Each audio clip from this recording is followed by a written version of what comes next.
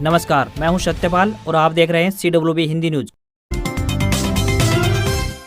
शक संवत 1946 विक्रम संवत 2081 आज पौष मास के कृष्ण पक्ष की षष्ठी तिथि और दिन शनिवार है। तदनुसार अंग्रेजी तारीख 21 दिसंबर सन 2024 आज यानी 21 दिसंबर को षष्ठी तिथि दोपहर 12:22 तक रहेगी। उसके बाद सप्तमी तिथि लग जाएगी।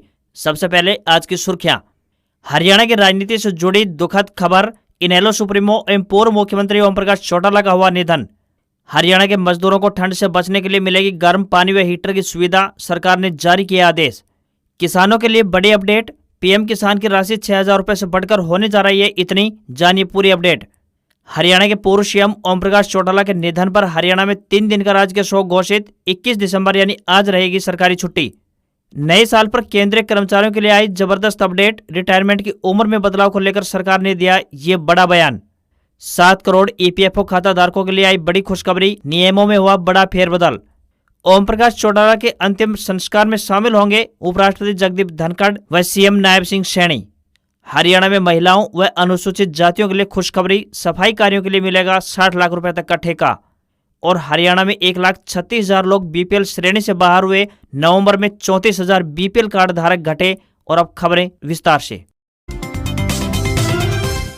पहाड़ी इलाकों से उत्तरी व उत्तर पश्चिमी ठंडी हवाएं हल्की गति से हरियाणा जैसे मैदानी इलाकों की तरफ बहने के कारण अत्यधिक ठंड महसूस की जा रही है। सुबह और शाम हल्की धुंध छाई रहती है। साथ ही शीतलहर के चलते पूरे दिन ठिठुरन महसूस की जा रही है। मौसम विभाग का मानना है कि तापमान और भी ज्यादा नीचे जा सकता है। इस बीच आज मौसम विभाग द्वारा प्रदेश के 8 जिलों कैथल, करनाल, पानीपत, सोनीपत, गुरुग्राम, फरीदाबाद, पलवल और नूंह में धुंध का अलर्ट जारी किया गया है। इसके अलावा 7 जिलों सिरसा, हिसार, भिवानी, जींद, कैथल, कुरुक्षेत्र और करनाल में शीतलहर का भी अनुमान जताया गया है। यमुना नदी से सटे प्रदेश के शहरों में गहरी धुंध देखी जा सकती है। वहीं राजस्थान से जो इलाके सटे हुए हैं वहां शीतलहर से तापमान में और ज्यादा कमी देखने को मिलेगी। मौसम विभाग का कहना है कि आने वाले दिनों में शीतलहर और धुंध से राहत मिलने के आसार नहीं है। बीते 24 घंटे के दौरान प्रदेश का रोहतक जिला सबसे ज्यादा ठंडा रहा। कृषि विज्ञान केंद्र दिल्ली की तरफ से सहयोगी स्टाफ के पदों पर भर्ती के लिए आवेदन मांगे गए हैं। जो भी पुरुष या महिला उम्मीदवार इन पदों के लिए इच्छुक हैं वे अपना आवेदन भेज सकता है। जो भी उम्मीदवार इन पदों पर भर्ती के लिए इच्छुक हैं वे अपने आवेदन भारतीय डाक के जरिए भेजें। इन पदों के लिए आवेदक 10वीं पास होने चाहिए। आवेदन करने की आखिरी तारीख 23 दिसंबर 2024 है। आवेदकों को 500 रुपए का बैंक ड्राफ्ट देना होगा, जो कि कृषि विज्ञान केंद्र नई दिल्ली के पक्ष में देय होगा। न्यूनतम आयु 18 वर्ष और अधिकतम आयु 25 वर्ष तय की गई है। इन पदों के लिए उम्मीदवारों को ऑफलाइन आवेदन करने होंगे। हरियाणा की राजनीति से एक बेहद ही दुखदायी खबर सामने आ रही है। हरियाणा के पूर्व मुख्यमंत्री एवं इनेलो सुप्रीमो ओम प्रकाश चौटाला का निधन हो गया है। वे 89 साल के थे। शुक्रवार को वे गुरुग्राम में अपने घर पर थे। उन्हें दिल का दौरा पड़ा, जिसके बाद 11:30 बजे उन्हें गुरुग्राम के मेदांता अस्पताल में लाया गया। करीब आधे घंटे बाद यानी दोपहर 12 बजे उन्होंने अंतिम सांस ली। इसका पता चलते ही उनके बेटे अजय चौटाला, अभय चौटाला और पोते व पूर्व डिप्टी सीएम दुष्यंत चौटाला अस्पताल में पहुंचे। वहीं अस्पताल के बाहर उनके समर्थकों की भीड़ भी जुटी। पूर्व सीएम का पार्थिव शरीर सिरसा के तेजाखेड़ा फार्म में उनके फार्म हाउस पर रात करीब 10 बजे पहुंचा। पार्थिव शरीर के साथ केवल अभय चौटाला ही थे। अजय चौटाला के परिवार से कोई साथ नहीं था। यहां पर आज सुबह 8 बजे से लेकर दोपहर 2 बजे तक उनका पार्थिव शरीर अंतिम दर्शनों के लिए रखा जाएगा। इसके लिए 3 बजे फार्म हाउस में ही उनका राजकीय सम्मान के साथ अंतिम संस्कार किया जाएगा। उपराष्ट्रपति जगदीप धनखड़ और सीएम नायब सिंह सैनी भी श्रद्धांजलि देने पहुंचेंगे। चौटाला हार्ट और डायबिटीज समेत कई बीमारियों से ग्रस्त थे। उनका पहले से ही गुरुग्राम के मेदांता और RML अस्पताल में इलाज चल रहा था। पीएम नरेंद्र मोदी, कांग्रेस अध्यक्ष मल्लिकार्जुन खड़गे, केंद्रीय मंत्री मनोहर लाल खट्टर, सीएम नायब सिंह सैनी, पूर्व सीएम भूपेंद्र सिंह हुड्डा और पंजाब के पूर्व डिप्टी सीएम सुखबीर बादल समेत बड़े नेताओं ने उनके निधन पर शोक जताया। ओम प्रकाश चौटाला पूर्व प्रधानमंत्री चौधरी देवीलाल की 5 संतानों में से सबसे बड़े थे। उनका जन्म 1 जनवरी 1935 को हुआ। वे 5 बार हरियाणा के मुख्यमंत्री रहे। शुरुआती शिक्षा के बाद ही चौटाला ने पढ़ाई छोड़ दी थी। साल 2021 में शिक्षक भर्ती घोटाले के दौरान जब चौटाला तिहाड़ जेल में बंद थे, तब उन्होंने 86 साल की उम्र में 10वीं और 12वीं की परीक्षा पास की थी। हरियाणा के पूर्व मुख्यमंत्री श्री ओम प्रकाश चौटाला के निधन पर प्रदेश में 3 दिन का राजकीय शोक घोषित किया गया है। हरियाणा सरकार की ओर से जारी आदेशों के तहत 20 से 22 दिसंबर 2024 तक पूरे प्रदेश में राजकीय शोक रहेगा और 21 दिसंबर यानी आज एक दिन का सार्वजनिक अवकाश रहेगा। सरकार की ओर से इस संबंध में आधिकारिक आदेश जारी कर दिया गया है। राजकीय शोक के दौरान के समय में पूरे हरियाणा में उन सभी इमारतों पर राष्ट्रीय ध्वज तिरंगा आधा झुका रहेगा जहाँ राष्ट्रीय ध्वज नियमित रूप से फहराया जाता है। इस दौरान कोई भी सरकारी मनोरंजन कार्यक्रम आयोजित नहीं किया जाएगा। पूर्व मुख्यमंत्री का अंतिम संस्कार 21 दिसंबर यानी आज राजकीय सम्मान के साथ उनके पैतृक गांव चौटाला में होगा। हरियाणा में अब एनसीआर क्षेत्र में शामिल निर्माण स्थलों, स्टोन क्रैशर व खनन कार्यों में लगे मजदूरों के लिए बिल्डरों और परियोजना संचालकों को सामुदायिक रसोई का निर्माण करना होगा। इसके अलावा सर्दी से बचाव के लिए इन्हें हीटर और गर्म पानी समेत अन्य जरूरी सुविधाएं भी देनी होंगी। इसी तर्ज पर अब सभी रेजिडेंट वेलफेयर एसोसिएशन को भी अपने यहाँ की सिक्योरिटी गार्ड, सफाई कर्मचारी, माली और बाकी कर्मचारियों के लिए हीटर का प्रबंध करना होगा। निर्माण कार्य में लगे श्रमिकों को प्रदूषण नहीं फैलाने वाले ईंधनों के इस्तेमाल की भी अनुमति प्रदान की गई है। आर्थिक रूप से कमजोर वर्ग के लोगों, झुग्गी झोपड़ियों और बस्तियों के निकट सामुदायिक स्थलों पर सामाजिक और गैर सरकारी संगठनों की मदद से हीटर समेत अन्य जरूरी उपकरण उपलब्ध करवाए जा सकते हैं। जो श्रमिक प्रदूषण के चलते लगी हुई पाबंदियों से प्रभावित हुए हैं, उन्हें सरकार द्वारा हर सप्ताह 2,539 रुपए दिए जाएंगे। यह राशि उनके बैंक खातों में सीधी ट्रांसफर की जा रही है।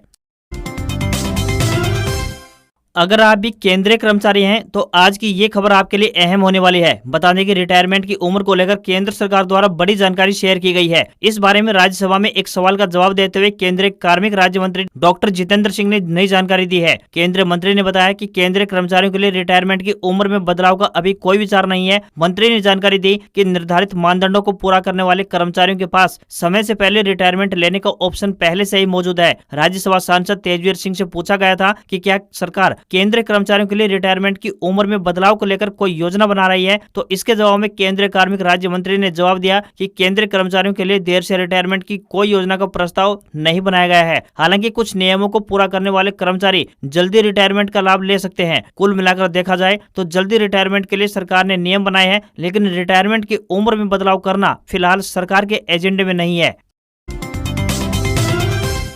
भाजपा की हरियाणा में तीसरी बार सरकार आने पर गरीबी रेखा के नीचे यानी बीपीएल श्रेणी के परिवारों की बढ़ती संख्या पर काफी विवाद हुआ। बीते विधानसभा सत्र में बीपीएल परिवारों की संख्या को लेकर विपक्ष ने सरकार को घेरा व इस पर सदन में पक्ष विपक्ष के बीच खूब हंगामा भी हुआ। अब नवंबर 2024 में 34,000 बीपीएल कार्ड धारक कम हो गए हैं। एक कार्ड में औसतन 4 सदस्य के हिसाब से करीब 1,36,000 लोग इस श्रेणी से बाहर हो गए हैं। प्रदेश की अनुमानित आबादी 2 करोड़ 8 लाख है। अक्टूबर 2024 तक 51.09 लाख बीपीएल कार्ड धारक यानी 2.04 करोड़ लोग बीपीएल श्रेणी के थे। इस हिसाब से राज्य की तकरीबन 70% आबादी बीपीएल श्रेणी में आती थी। नवंबर 2024 में बीपीएल कार्ड धारकों की संख्या 50,75,000 हो गई। बीपीएल श्रेणी के इन नए आंकड़ों और जांच कराए जाने के सवाल का अधिकारी कुछ भी बोलने से इनकार कर रहे हैं। बीपीएल कार्ड धारकों को मिलने वाली सहूलियतें की बात करें तो प्रति व्यक्ति 5 किलो अनाज यानी गेहूं या बाजरा निःशुल्क यानी फ्री मिलता है। हर परिवार को प्रति महीने 40 रुपए प्रति लीटर की दर से 2 लीटर सरसों का तेल और 13.5 रुपए प्रति किलो की दर से चीनी मिलती है। प्रत्येक परिवार को ग्रामीण क्षेत्र में 100 गज का प्लाट देने की घोषणा भी सरकार ने की है। साथ ही उज्ज्वला योजना के तहत 500 रुपए में रसोई गैस सिलेंडर भी मिलता है। साथ ही चिरायु आयुष्मान योजना के तहत 5 लाख रुपए का निःशुल्क यानी फ्री इलाज भी मिलता है।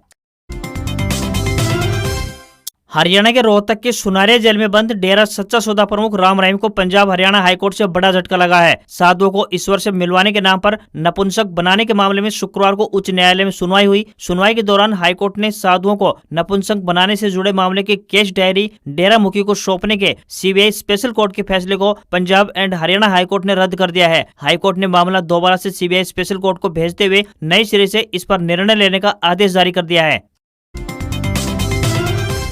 हरियाणा पंजाब के खनौरी बॉर्डर पर 25 दिन से आमरण अनशन पर बैठे किसान नेता जगजीत सिंह डल्लेवाल को लेकर सुप्रीम कोर्ट में शुक्रवार 20 दिसंबर को लगातार तीसरे दिन सुनवाई हुई। पंजाब सरकार के अटॉर्नी जनरल यानी एजी गुरमिंदर सिंह ने डल्लेवाल के स्वास्थ्य से जुड़ी अपडेट रिपोर्ट सौंपी। इस दौरान सुप्रीम कोर्ट ने कहा कि डल्लेवाल को मोर्चे के पास बनाए गए अस्थायी अस्पताल में शिफ्ट किया जाए। इस पर सरकारी वकील का कहना है कि किसान नेता के सारे टेस्ट किए गए हैं, उनका स्वास्थ्य अभी स्थिर है। सरकार से निर्देश लेकर और किसानों की अनुमति से उन्हें शिफ्ट किया जाएगा। सुप्रीम कोर्ट ने कहा कि मेडिकल रिपोर्ट के अनुसार डल्लेवाल की हालत दिन ब दिन खराब होती जा रही है। उन्हें अस्थायी अस्पताल में क्यों नहीं शिफ्ट कर सकते? उनके स्वास्थ्य की स्थिर स्थिति सुनिश्चित करना पंजाब की जिम्मेदारी है। यदि उन्हें अस्पताल में भर्ती करने की जरूरत होती है तो अधिकारी निर्णय लेंगे। अब इस मामले में अगली सुनवाई 2 जनवरी को होगी।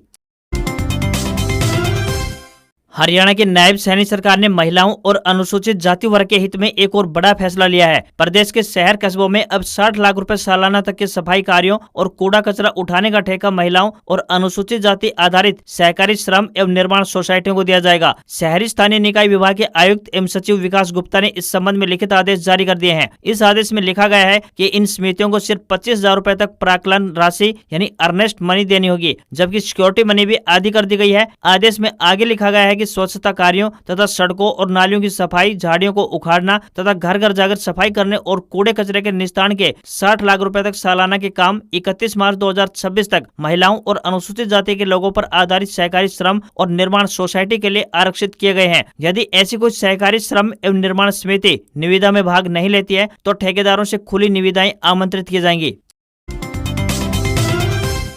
देश भर के 7 करोड़ से भी ज्यादा ईपीएफओ खाता धारकों के लिए सरकार अब एक नई सुविधा की शुरुआत करने जा रही है। श्रम मंत्रालय द्वारा इस नई पहल की शुरुआत अगले साल से होने जा रही है। अब खाता धारकों को अपने रुपए निकलवाने के लिए पुरानी और लंबी प्रक्रिया को फॉलो करने से पीछा छूट जाएगा, क्योंकि अब वे एटीएम से ही अपने पैसों को निकलवा सकेंगे। मीडिया रिपोर्ट से मिली जानकारी के अनुसार बता दें कि अगले साल जनवरी से जून के बीच इस नई सुविधा को लागू किया जा सकता है। हालांकि अभी तक इस विषय में आधिकारिक अधिसूचना जारी नहीं की गई है। केंद्र श्रम सचिव सुमिता डावरा की तरफ से जानकारी दी गई है। इन नियमों को लेकर हार्डवेयर अपडेट की प्रक्रिया जारी है और जनवरी 2025 से नए बदलाव देखने को मिल जाएंगे। इन नए नियमों को लागू हो जाने के बाद खाताधारक एटीएम से ही अपने खाते में जमा राशि को निकलवा पाएंगे। ईपीएफओ खाते में जमा रकम का केवल 50% हिस्सा ही निकलवाया जा सकेगा। साथ ही धोखाधड़ी की संभावनाएं भी कम हो जाएंगी।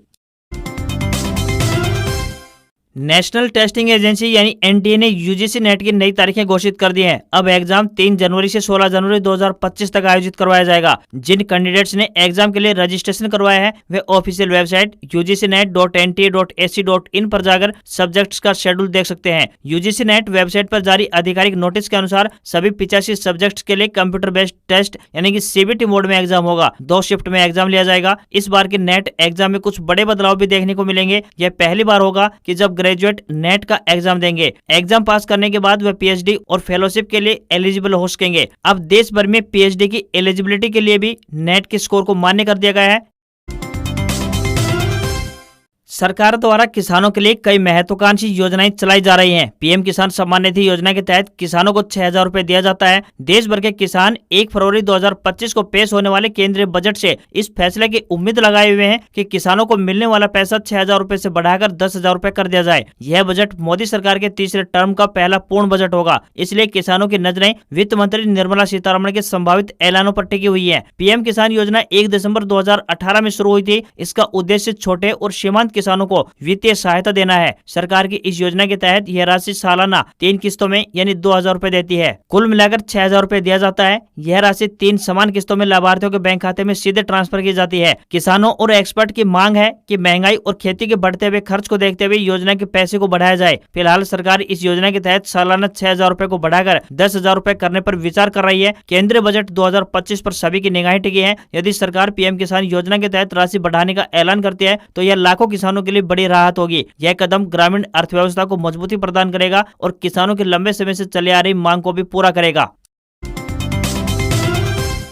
2 व्हीलर मेकर बजाज ऑटो ने अपने पॉपुलर इलेक्ट्रिक स्कूटर के नेक्स्ट जनरेशन मॉडल को भारतीय बाजार में लॉन्च कर दिया है। कंपनी ने अपडेटेड चेतक को नई 35 सीरीज को कॉस्मेटिक चेंज और मैकेनिकल अपग्रेड के साथ पेश किया है। अपडेटेड बजाज चेतक में नया चेसिस फ्रेम इस्तेमाल किया गया है, जिसमें बैटरी पैक को फ्लोरबोर्ड के नीचे प्लेस किया गया है। इससे इस स्कूटर में अब 35 लीटर का अंडर सीट स्पेस मिलेगा। कंपनी का दावा है कि नए इलेक्ट्रिक स्कूटर में फुल चार्ज पर 153 किलोमीटर की रेंज मिलेगी। चेतक 35 सीरीज इस स्कूटर कंपनी के ईवी लाइनअप में टॉप एंड सीरीज है। इसे 3 वेरिएंट 3501, 3502 और 3503 में उतारा गया है। चेतक 3501 की कीमत की बात करें तो 1,27,243 रुपए एक्स शोरूम बेंगलोर है, जबकि 3502 की कीमत 1,19,999 रुपए एक्स शोरूम बेंगलोर रखी गई है। वहीं चेतक 3503 की कीमत की घोषणा अभी नहीं की गई है। कंपनी नई चेतक के साथ 3 साल या 50,000 किलोमीटर की वारंटी दे रही है। चेतक 35 सीरीज वीडा V2, एथर रिजडा, ओला S1 प्रो और टीवीएस iQube जैसे इलेक्ट्रिक स्कूटर्स को टक्कर देगा। बजाज ने 507 शहरों में डीलरशिप बढ़ाई है और स्कूटर को ई कॉमर्स प्लेटफॉर्म अमेजन और फ्लिपकार्ट पर भी खरीदा जा सकता है। इसकी बुकिंग ऑफिशियल वेबसाइट पर शुरू कर दी गई है। कंपनी ने कहा है कि 3501 की डिलीवरी इस महीने के अंत से शुरू होगी।